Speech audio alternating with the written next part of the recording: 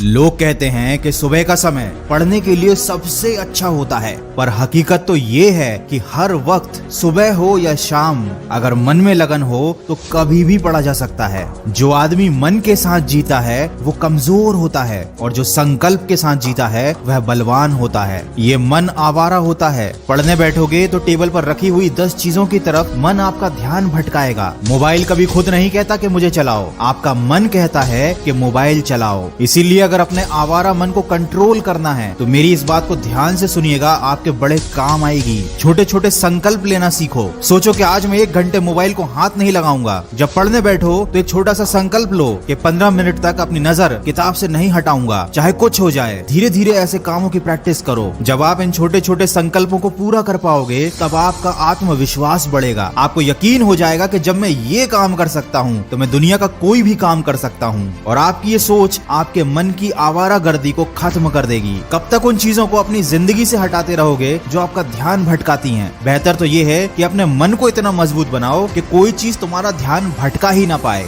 वो कहते हैं ना, सड़क से कंकर हटाने की जगह पैरों में जूता पहन लेना ज्यादा बेहतर होता है। किसी ने क्या खूब कहा है, मौत तो सबको आती है पर जीना हर किसी को नहीं आता। देखो, अभी तुम्हारे पास मौका है अपनी लाइफ बनाने का, और ये मौका आने वाले समय में तुम्हारे पास नहीं रहेगा। और अगर तुमको अभी भी पढ़ाई बोरिंग लगती है तो इसका मतलब ये है कि तुमको आज तक पता ही नहीं चल पाया कि तुम पढ़ क्यों रहे हो। पढ़ाई बोरिंग होती है, सच बात है, बिल्कुल बोरिंग होती है। इसमें कोई मजा नहीं, कोई एंटरटेनमेंट नहीं, कुछ भी नहीं। लेकिन सोना भी तो बोरिंग होता है। इसमें कौन सा एंटरटेनमेंट, कौन सा मजा होता है? खाना खाना भी बोरिंग होता है, लेकिन जब नींद आती है तो सोना पड़ता है। भूख लगती है तो खाना पड़ता है। तब एंटरटेनमेंट और मजा, ये सारी बातें मायने नहीं रखते, क्योंकि इनकी जरूरत नहीं है।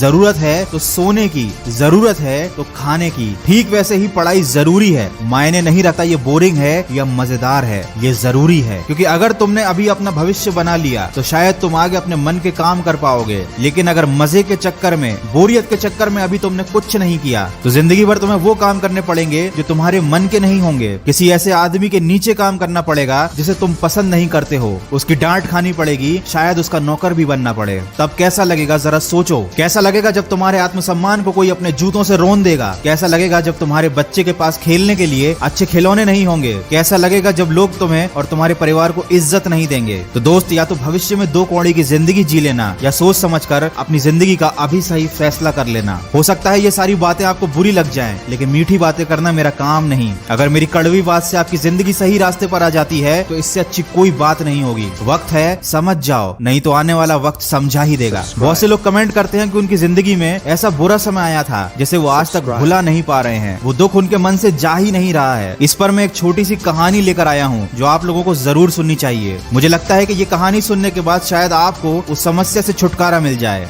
समझ रहे हो? समझ रहे हो आप? समझ रहे हो?